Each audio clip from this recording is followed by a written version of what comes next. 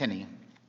Thank you so much, Mr. Chairman, and thank you for holding this meeting. And congratulations and welcome to all our new members on both sides of the aisle. And this has been, incredibly helpful to me to listen to today. I am one of those small business owners that knows what it's like to struggle to make payroll.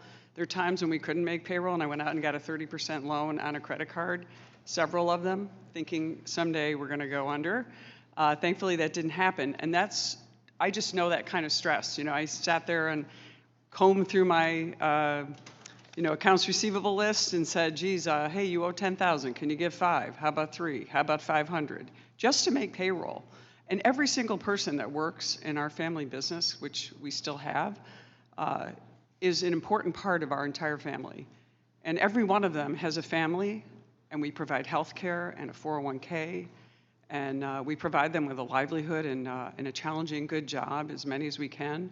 And it's very important to us, and that's why the Tax Cuts and Jobs Act was so important to my business.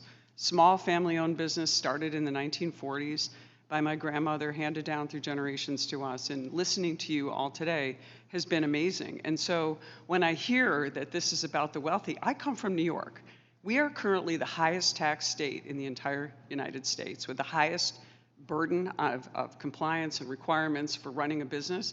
It's a hard place to be. And I ran a newspaper in a dying economy, in a dying industry, and we sold it, thankfully, in 2004. But what I really want to talk about, and I don't know even where to start. You're all so good, and you've all given great testimony. I wanted to just say something quickly to Allison from NFIB. I just want to thank you, because NFIB has been an invaluable resource for our business. We joined in the 80s, and you've always been so helpful in understanding and articulating what we've been through as businesses. And I just so appreciate what you've talked about. And when you talked about 199A, I'm looking at your testimony, and this really stuck out for me. You talked about the macroeconomic impact of 25.9 million small businesses use the 199A deduction. That is critically important in upstate New York. And everyone thinks of New York as New York City. Upstate New York, 95% of the people where I live go to work in a small business that's dependent on 199A, and we need that to continue. That's so critically important. And you indicated that these pass-through entities, 33 million are pass-through entities throughout this country. This is such important information coming from you, so that I hope that my colleagues on the other side of the aisle realize how critical this is. And you're all talking about wonderful things. One of the great things, Michelle Gallagher, wonderful. One of the most important things you said in this committee meeting as a small business owner, that we nearly got all of the cash taken, the little bit that we had, because of the death tax taken out of our business. Very small business, a lot of former farmers work for us. But you said the IRS spends more money on compliance with the death tax than it actually brings in. How important is that? The IRS, with compliance, enforcement, litigation, spends more money going after small businesses, family farms that have invested in expensive equipment and all this, than it actually collects. That is the best case for getting rid of it, especially because we have one in New York State as well. It's not just federal. We have all these things on the state level. So thank you for doing that. I really, it's just important.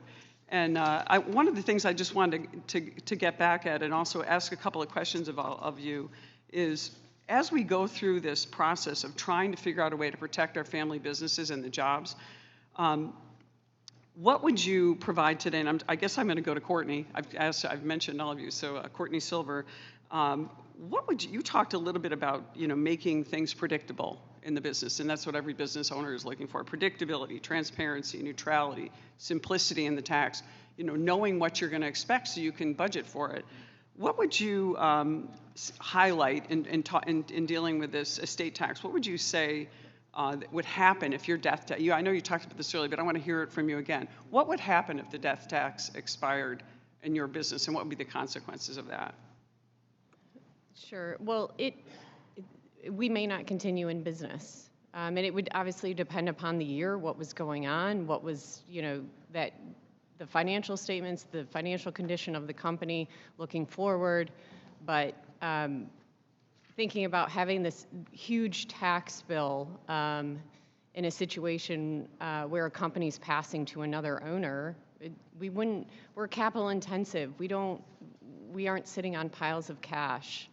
We use our cash flow to reinvest. Exactly. That is so important because so many of I represent the largest agricultural district in the entire Northeast.